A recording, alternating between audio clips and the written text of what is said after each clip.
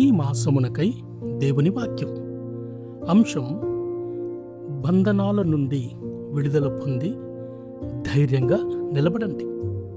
Topic break free and stand tall. సామెతల గ్రంథం 24వ అధ్యాయం 10వ వచనంలో ఇలా వ్రాయబడి ఉంది. శ్రమ దినమున నీవు కృంగిన యెడల చేతకాని వాడవగదు. ఆపదలు అనేక రూపాల్లో వస్తాయి. ఒత్తిడి, కష్టం, వేదన, విపత్తు ఇవన్నీ మనలను కలిచివేస్తాయి, భయపెడతాయి, వెనకడుగు వేయించేలా చేస్తాయి. వదిలివేయాలా అనే విధంగా మన మీద ప్రభావం చూపిస్తాయి. అవి స్థిరంగా నిలబడే మన సామర్థ్యాన్ని బలహీనపరుస్తాయి.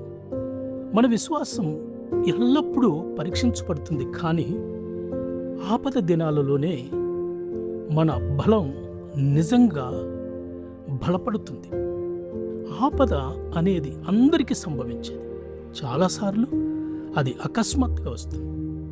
ముందే ఊహించినా అది మనస్సును కలవరపెడుతుంది. ఆపద మనకు దేవుని గురించి అవగాహన, మన హృదయ స్థితిని, విశ్వాసం నిజమైనదో ఎంత దృఢమైనదో తెలియచేస్తూ ఉంది. ప్రభువుతో పడవలోకి వెళ్ళిన శిష్యులు దీనిని అనుభవించారు. వారు ఆయన అద్భుతాలు చూశారు. ఆయన తుఫాను లేచినప్పుడు అది పడవనే కాదు, వారి విశ్వాసాన్ని కదిలించింది. ఆ క్షణంలో వారి బలం అల్పమైనదని తెలిసింది.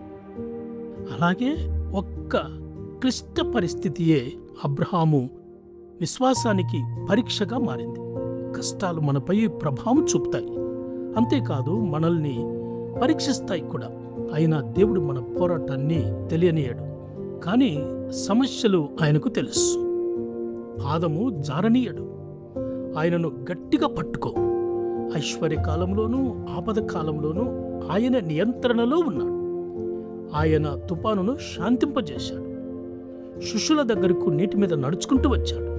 కష్టకాలంలో ఆయన దూరంగా ఉండడు, మేలు కాలంలో మాత్రమే దగ్గరగా ఉండడు. ఆయన ఎల్లప్పుడూ మనతో ఉన్నాడు. చాలాసార్లు సమాధి దగ్గర మరియలా మన బాధల వల్ల ఆయన సన్నిధిని గుర్తించలేం. మరి మనం ఏం చేయాలి? ఆపదలో ఎలా నిలబడాలి? ఈ కథను ఆలోచించండి. ఒక రైతు దగ్గర ఒక ముసలి గాడిద, అది బావిలో పడింది. పరిస్థితిని చూచి దాన్ని రక్షించటం అనవసరం అనుకున్నాడు. పొరుగువారిని పిలిచి మట్టితో దానిని కప్పేయమని చెప్పాడు. కానీ మట్టి వేసిన ప్రతిసారి ఆ మట్టిని అది దులుపుకుంటూ ఒక్కొక్క మెట్టు పైకెక్కటం ప్రారంభం చేసింది. మట్టి దాని మీద పడేటప్పుడు దానికి బాధగా ఉన్నా, నిరాశగా ఉన్నా అది భయానికి లొంగలేదు. చివరికి ఆ గాడిద బావిపైకి వచ్చి స్వేచ్ఛగా బయట నడుచుకుంటూ వెళ్ళింది. దానిని పాతిపెట్టడానికి వేసిన మట్టి దానిని పైకి లేపింది. అదే జీవితం. మనము సరైన వైఖరితో ఆపదలను ఎదుర్కొంటే భయం, చేదు, స్వీయదశకు లొంగకుండా మనకు వ్యతిరేకంగా వచ్చినదే మన మేలుకు పని చేయగలదు. వేడెక్కిన బంగారు ఆభరణమును కొట్టబడుతూ ఉంది. రాగి తీగల నుండి చెక్కిన రాయి విగ్రహం అవుతుంది.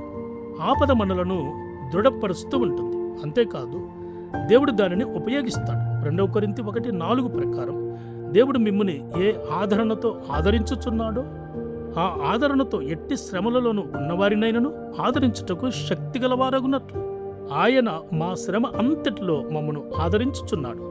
చివరిగా నా స్నేహితుడా, ఆపద వచ్చినప్పుడు భయపడవద్దు, నిరాశపడవద్దు. బంధనాల నుండి విడుదల పొంది ధైర్యంగా నిలబడండి. ప్రభు నీతో ఉన్నాడు. ఈ భాగాన్ని మరొకసారి నేను చదివేదానికి ఇష్టపడుతున్నాను. సామెతలు 24:10లో శ్రమ దినమున నీవు కృంగిన యెడల చేతకాని వాడవగుదువు. కాబట్టి ధైర్యంగా ఉండు. ప్రభు కృప నిన్నుకు తోడయుండునుగాక. ఆమేన్.